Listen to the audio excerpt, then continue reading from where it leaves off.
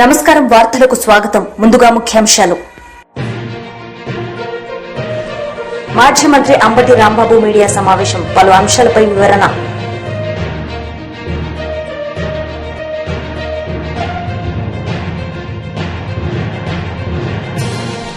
MLC Dasoju Shravan Kumar media సమావేశం, పలు అంశాలపై వివరణ.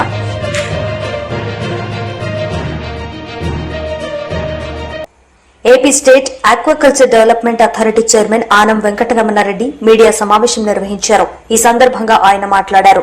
4 కేసుల్లో 22 కేసులు నువ్వే పెట్టావు. నువ్వో మీ తండ్రి గారో ఎవరో మీరిద్దరే పెట్టారు.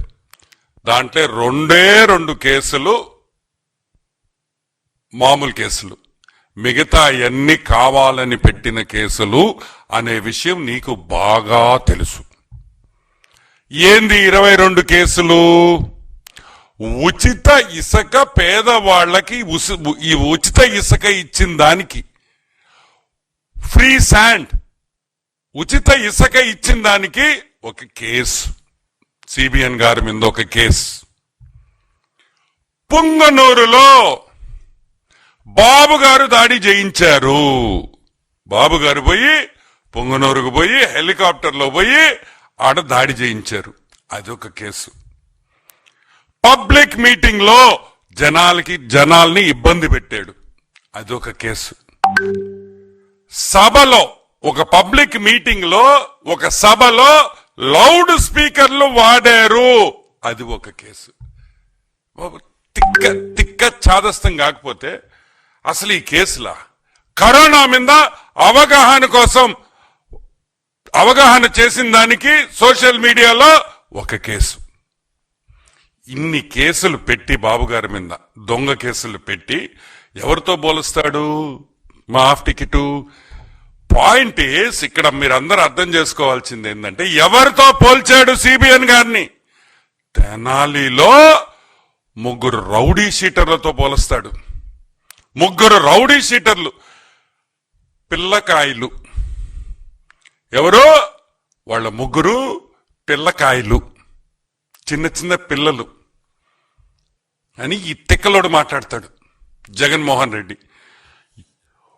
ఒకడు 1 కేజీ గాంజాతో దొరికాడు. 1 కేజీ గాంజాతో దొరికినోడు పిల్లోడంట, చిన్న పిల్లోడు. ఒక అమ్మాయి ఒక ఆటో డ్రైవర్ మీద దాడి చేస్తే వాడు చిన్న పిల్లోడు. అమ్మాయిని రేప్ చేయబోతే వాడు చిన్న పిల్లోడు. ఒక ఆటో దొంగలిస్తే పట్టుకుంటే వాడు చిన్న పిల్లోడు. ఒక పోలీస్ కానిస్టేబుల్ మీద హత్యా ప్రయత్నం చేస్తే వాడు చిన్న పిల్లోడు. వాళ్ళ కోసం మా తిక్కలోడు వాళ్ళ కోసం తెనాలికి పోయి పరామర్శిస్తాడు. పరామర్శించింది కాకుండా చంద్రబాబు నాయుడుతో పోలుస్తాడు. ఈరోజు నేను అడుగుతున్నా, 1 సంవత్సరం అయింది నువ్వు ఓడిపోయి. ఈ సంవత్సరంలో అయినా మందులు తీసుకొని బాగవచ్చు కదా? ఈ సంవత్సరం అయిన తర్వాత మందులు తీసుకొని బాగవచ్చు కదా? ఏమైంది జగన్మోహన్ రెడ్డి నీకు? నువ్వు మారవా? ఎవరితో ఎవరిని పోల్చాలో కూడా తెలీదా? గాంజాయి, అమ్మాయిల్ని రేపు, పోలీస్ కానిస్టేబుల్ హత్యా ప్రయత్నం చేస్తే వాళ్ళు చిన్న పిల్లకాయలు. నువ్వేంద్రే? ఈరోజు మేము అడుగుతున్నాం, నువ్వేంద్రే అని అడుగుతున్నాం. నువ్వు కూడా చిన్న పిల్లకాయడివా? నువ్వు కూడా ఒక చిన్న పిల్లకాయవా? వాళ్ళ కోసం Tenali. BJP leader Gujjala Premender Reddy media సమావేశం నిర్వహించారు. ఈ సందర్భంగా ఆయన మాట్లాడారు. అనే పేరుతో, అంటే ఇన్ని రోజుల నుంచి ఈ 11 సంవత్సరాలలో ఏం సాధించింది భారతదేశము, గ్రామీణ భారతం కానీ, సామాన్య ప్రజలకు కానీ, ఒకవైపు రక్షణలో కానీ, క్రీడల్లో కానీ, దేశం యొక్క అభివృద్ధిలో కానీ అనేక విషయాల్లో ఏం సాధించింది అనేక విషయాన్ని, ఏమి కార్యక్రమాలు నరేంద్ర మోడీ గారి ప్రభుత్వం ఏం చేసింది, భవిష్యత్తులో ఏం చేయబోతుందనే విషయాన్ని ఈ సందర్భంగా విస్తృతంగా ప్రజల్లోకి తీసుకెళ్లడం కోసం ఎక్కువ కింది స్థాయిలో, డివిజన్, మండల్ స్థాయి, విలేజ్ స్థాయిలో దీన్ని ముందుకు తీసుకుపోవాలని చెప్పి నిర్ణయించడం జరిగింది. ఒక అద్భుతమైన ప్రగతి. స్వతంత్రం వచ్చి 75 సంవత్సరాల ఏదైతే సాధించినామో, 60 సంవత్సరాలు ఏదైతే సాధించినామో, ఈ 11 సంవత్సరాల్లో అంతకు అనేక రెట్లు ఎక్కువగా అనేక విషయాలు, ముఖ్యంగా ఆత్మ నిర్భర్ భారత్తోని కోవిడ్ సమయంలో ప్రధానమంత్రి నరేంద్ర మోడీ గారు ప్రారంభించిన కార్యక్రమం అన్ని రంగాల్లో కూడా అద్భుతమైన ప్రగతి కనబరుస్తుంది. ముఖ్యంగా రక్షణ రంగం గతంలో అన్ని దిగుమతి చేసుకునేది, ఇవాళ 100కు పైగా దేశాల్లో ఆయుధాలు ఎగుమతి చేస్తున్నాం. ఒకనాడు ప్రపంచంలో అత్యంత పెద్ద దేశం, మొదటి దేశం, ఎక్కువ ఆయుధాలు దిగుమతి చేసుకునే దేశం ఏమిటి అంటే ప్రపంచంలో భారతదేశం.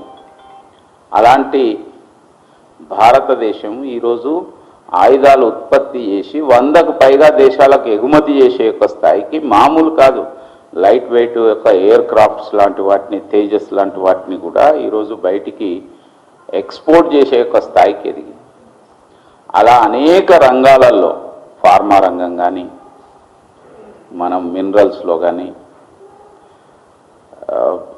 ఏవియేషన్లో 3rd లార్జెస్ట్ కంట్రీగా ఎస్టాబ్లిష్ అయ్యాను. ప్రపంచంలో ఒకనాడు మాజీ మంత్రి ఆదిమూలపు సురేష్ మీడియా సమావేశం నిర్వహించారు. ఈ సందర్భంగా ఆయన మాట్లాడారు. దిద్దుతారా అంటూ తల్లిదండ్రులు మండిపడతా ఉన్నారు. లేనిపోని ఆర్భాటాలకు పోయి సంస్కరణలన్నీ రికార్డు స్థాయిలో రికార్డ్ అని చెప్పి విద్యార్థుల జీవితాలతోటి చెలగాటం ఆడుతారా అంటూ విద్యార్థి సంఘాలు కూడా దుమ్మెత్తిపోస్తున్నటువంటి పరిస్థితి మనం చూస్తూ ఉన్నాం. ఈ యొక్క ప్రశ్నపత్రాల మూల్యాంకనం ఏదైతే ఉందో, ఈ పత్రాల మూల్యాంకనం ఎవాల్యుయేషన్లో ఎందుకు ఇంత తీవ్రమైనటువంటి ఆలస్యం వహించారు విద్యాశాఖ? మరి ముఖ్యంగా ఎందుకు ఈ రికార్డ్స్, ఎవరి కోసం ఈ రికార్డ్స్, ఎవరి కోసం ఈ యొక్క కూటమి ప్రభుత్వం విద్యాశాఖ కొమ్ము కాస్తా ఉందనే ప్రశ్నలు ఈరోజు రాష్ట్రమంతటా కూడా మరి ఈరోజు వినిపిస్తూ ఉన్నటువంటి పరిస్థితి మనం చూస్తాం. వారం రోజుల్లోనే మేము ప్రశ్నపత్రాల మూల్యాంకనం ముగించామని చెప్పి చెప్తా ఉన్నారు. వాస్తవాల్లోకి వెళ్తే కొన్ని పేపర్లలో, మరి ముఖ్యంగా సోషల్ స్టడీస్ మరి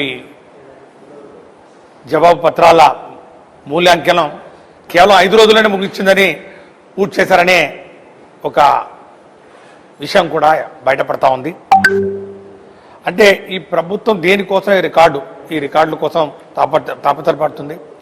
కనీసం ఈ రికార్డు జరిగిందా అంటే అది కూడా లేదు. ఎందుకంటే ఏప్రిల్ 1వ తారీఖున పరీక్షలు పూర్తయితే ఏప్రిల్ 23న ఈ యొక్క పరీక్ష ఫలితాలు వెల్లడించడం జరిగిందంటే సుమారు 21 రోజులు పట్టింది. గతంలో పోలిస్తే ఇది ఇంకెక్కువనే. ఎందుకంటే 22-23 విద్యా సంవత్సరంలో వైసీపీ ప్రభుత్వం అధికారంలో ఉన్నప్పుడు 17 రోజుల్లోనే మరి ఫలితాలు వెల్లడించిన విషయాన్ని కూడా ఈ సందర్భంగా నేను ఉటంకిస్తా ఉన్నాను. ఎమ్మెల్సీ దాసోజు శ్రవణ్ కుమార్ మీడియా సమావేశం నిర్వహించారు. ఈ సందర్భంగా ఆయన మాట్లాడారు. క్రియ అని చెప్పని, యత్ర నార్యస్తు పూజ్యంతే రమంతే తత్ర దేవతః, యత్రైతాస్తు న పూజ్యంతే సర్వాస్తత్ర ఫలాక్రియ అని చెప్పని, ఇది మనుస్మృతిలో అత్యంత పవిత్రంగా భారతదేశం యొక్క ధర్మం, సంస్కృతి అన్నీ కూడా ప్రతిబింబించే విధంగా చెప్పబడ్డటువంటి ఒక మహత్తరమైనటువంటి ఒక జ్ఞానం ఇది. ఈ జ్ఞానం ఆధారంగానే భారతదేశంలో ఆడది అంటే అమ్మ అని గౌరవిస్తాం. భార్య కాకుండా ఇంకెవరినైనా అమ్మ అని పిలుస్తాం మనం. అంత పవిత్రమైనటువంటి ఒక భావనతో చెల్లె కానీ లేకపోతే ఇంకా ఎవరైనా కానీ అమ్మానే అంటాం మనం. అంటే తల్లితో సమానం అనేటువంటి ఒక భావనను వ్యక్తీకరించడం కోసం, సనాతన సంప్రదాయం, సనాతన సంస్కృతిని వ్యక్తీకరించడం కోసం మనం ఈ యొక్క జ్ఞాన సంపత్తితో, ఈ విజ్ఞానంతో మనం ముందుకెళ్తుంటాం. మహిళలను గౌరవించే చోట దేవతలు నివసిస్తారు, వారిని గౌరవించని చోట అన్ని కార్యాలు ఫలించవు అని చెప్పని దీని అర్థం. కానీ దుర్మార్గం ఏంటి అంటే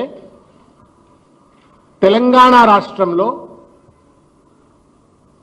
గౌరవ తెలంగాణ రాష్ట్ర ముఖ్యమంత్రి రేవంత్ రెడ్డి గారి యొక్క ఆధ్వర్యంలో నిర్వహించబడ్డటువంటి యొక్క మిస్ వరల్డ్ ఈవెంట్ ఏదైతే ఉందో ఇది పూర్తిగా కూడా భారతదేశ ధర్మానికి, సంస్కృతికి, నమ్మకానికి, విశ్వాసానికి, మహిళల ఆత్మగౌరవాన్ని కించపరిచేటువంటి ఒక రీతిలో దీన్ని నిర్వహించినారు. దానికి ప్రతీక ఏంటి అంటే ఆ అమ్మాయి miss British, miss England మిల్లా Maggi ఈ ఈవెంట్లో నుండి మధ్యలోనే వెనక్కి వెళ్ళిపోవడం, వెనక్కి వెళ్ళిపోయిన తర్వాత ఆవిడ చేసినటువంటి ఒక కామెంట్స్ ఏదైతే ఉన్నాయో అది సన్ అనేటువంటి ఒక ఇంటర్నేషనల్ మ్యాగజైన్కి ఇచ్చినటువంటి ఒక ప్రెస్ కాన్ఫరెన్స్ కానీ, తర్వాత గార్డియన్ అనేటువంటి ఒక పత్రికకు ఇచ్చినటువంటి ఒక ప్రెస్ కాన్ఫరెన్స్, ఆమె ఇచ్చిన ఇంటర్వ్యూలు కనుక చూసినట్టయితే తెలంగాణ ప్రతిష్టను, భారతదేశ ప్రతిష్టను భ్రష్టు పట్టించేటట్లుగా రేవంత్ రెడ్డి గారి యొక్క ప్రభుత్వం ఎంత దుర్మార్గంగా ఈ ఈవెంట్ను కండక్ట్ చేసిందని స్పష్టమవుతుంది. కొత్తగా నేను చెప్పవలసిన అవసరం లేదు. అందులో ఆమె చెప్పినటువంటి ఒక ప్రతి మాట కూడా that amounts to sexual harassment, sexual abuse, sexual harassment. ఇంకే దేశంలోనైనా ఇటువంటి ఒక ఈవెంట్ జరిగినట్టయితే ఏమాత్రమైనా మానవత్వము, ఇంగిత, నైతికత, దేశ ప్రతిష్ట, జాతి ప్రతిష్ట అనే ఒక బాధ్యత ఉన్నటువంటి వాడు ఎవడైనా సరే ఇమ్మీడియట్ గా ఒక ఎఫ్ఐఆర్ రిజిస్టర్ చేసి ఉండేవాళ్ళు. ఆ అమ్మాయి కంప్లైంట్ మీద సుమోటోగా ఎంక్వైరీ ఇన్వెస్టిగేట్ చేసి పూర్తి స్థాయిలో ఈ లఫంగిలెవరు, లంగలెవరు, ఎవరు ఆ అమ్మాయిని ఒక వ్యభిచారి లెక్క చూసినారు, ఎవరు ఆ అమ్మాయిని ఒక ఆట వస్తువు లెక్క చూసినారు అనేటువంటి అంశాలు బయటపెట్టి సదరు నేరస్తులను శిక్షించుండేవారు. ఛాంపియన్ ఆఫ్ దిస్ ఈవెంట్ ఎవరో కాదు, ఓన్లీ రేవంత్ రెడ్డి గారు. ఎందుకంటే ఆయనే మనందరికీ గుర్తే ఉంటుంది, ఊరంతా ఒకదారి ఉల్పుకట్ట ఒకదారి అన్నట్టుగా దేశమంతా యుద్ధం కోసం పరితపిస్తున్నటువంటి ఒక పరిస్థితులు. ఉత్కంఠగా భారతదేశం పాకిస్తాన్ యుద్ధం అయితే వాడు 3000 కిలోమీటర్ల మిసైల్ ఒకవేళ పుట్టుకున్న పేలిస్తే అది హైదరాబాద్ లో కూడా పడొచ్చో ఏమో అన్నట్టు ఒక భావనతో, ఉద్వేగంతో మొత్తం హైదరాబాద్ సమాజం కావచ్చు, తెలంగాణ సమాజం కావచ్చు, తెలంగాణకు మాజీ మంత్రి అంబటి రాంబాబు మీడియా సమావేశం నిర్వహించారు. ఈ సందర్భంగా ఆయన మాట్లాడారు. రాష్ట్రంలో నలుమూలల 175 నియోజకవర్గాల్లోనూ ఒక మాచర్లో మాత్రం పోలీసులు ఓవర్ యాక్షన్ చేసి కొంత ఇబ్బంది పెట్టేటటువంటి పరిస్థితి చేశారు. కారణం ఏంటంటే అక్కడ మా ఇన్ఛార్జ్ ఒక ఫాల్స్ కేసు పెట్టడం వల్ల ఆయన అందుబాటులో లేకపోవటం వల్ల అక్కడ కొద్ది ఇబ్బంది అయింది. అన్ని చోట్ల వాలంటీర్గా ప్రజలు తండోపతండాలుగా వచ్చి వైఎస్ఆర్ కాంగ్రెస్ పార్టీ జెండాలు పట్టుకొని ఇది వెన్నుపోటు పాలన అని ఖచ్చితంగా చెప్పి అద్భుతమైనటువంటి రెస్పాన్స్ ఇచ్చినటువంటి సందర్భాన్ని ఇప్పుడు మీకు గుర్తు చేస్తున్నాను. అన్ని చోట్ల కూడా దీన్ని విఫలం చేయడం కోసం చాలా పెద్ద ఎత్తున తెలుగుదేశం పార్టీ, ప్రభుత్వం, పోలీస్ యంత్రాంగం తీవ్రంగా పనిచేసింది. అయినా ఒక్క అడుగు కూడా వెనక్కి వేయలేదు వైఎస్ఆర్ కాంగ్రెస్ పార్టీ కేడర్. ఇంకొక మాట, ఈ సంవత్సరం పాటు కూడా ప్రజలకు వెన్నుపోటు పొడవడంతో పాటు వైఎస్ఆర్ కాంగ్రెస్ పార్టీ క్యాడర్ని, నాయకుల్ని భయపెట్టాలని, చిందరవందర చేయాలని అనేకమైన కుట్రలు, కుతంత్రాలు చేశారు. అనేక మంది నాయకుల్ని కేసుల్లో పెట్టారు, జైల్లో పెట్టారు. వైఎస్ఆర్ కాంగ్రెస్ పార్టీ కార్యకర్తల మీద తప్పుడు కేసులు పెట్టారు, జైల్లో పెట్టారు. బెయిల్ రాకోకుండా నివారించేటటువంటి కార్యక్రమాలు చేశారు. సోషల్ మీడియా యాక్టివిస్టుల్ని లోపల పెట్టారు. కొన్ని చోట్లయితే తెనాల్లో కొట్టినట్టుగా కొట్టారు. అయినా కూడా ఎక్కడా కూడా భయపడకోకుండా, భయపడకపోతే భయపడకపోయారు. మమ్మల్ని ఇంత నిర్బంధం చేస్తారా, మా మీద ఇన్ని కేసులు పెడతారా, మీ సంగతి చూస్తామనే కసితో కేడర్ మొత్తం కదిలిందని ఈ సందర్భంగా నేను మనవి చేస్తున్నా. అద్భుతమైన రెస్పాన్స్. ఈ దుర్మార్గమైన పాలన అంతం కావాలి, అవసరమైతే ఇవ్వాలి, అంతం కావాలి అనే పద్ధతుల్లో ముందుకు వచ్చారు. కానీ ప్రజాస్వామ్యంలో వాళ్ళకి ఇంకా 4 సంవత్సరాలు ఉంది కదా, అంత పెద్ద ఎత్తున నినదిస్తూ అద్భుతమైనటువంటి రెస్పాన్స్ ఇవాళ ఇచ్చారు. దీన్ని దెబ్బతీయటం కోసం లేదా దీన్ని కాకోకుండా ఉండటం కోసం మరి చాలామంది చాలా పిలుపులు ఇచ్చారు. తెలుగుదేశం పార్టీ పిలుపునిచ్చింది, మరి పవన్ కళ్యాణ్ గారు కూడా పిలుపుని. వార్తలు ముగించే ముందు ముఖ్యాంశాలు మరోసారి. మాజీ మంత్రి అంబటి రాంబాబు మీడియా సమావేశం, పలు అంశాలపై వివరణ.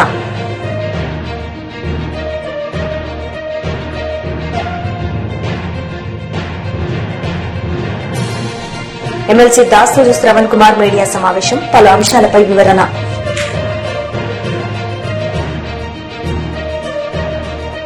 ఈ వార్తలు ఇంతటితో సమాప్తం. తిరిగి ప్రసారమయ్యే వార్తల్లో మళ్లీ కలుద్దాం. అంతవరకు సెలవు. నమస్తే.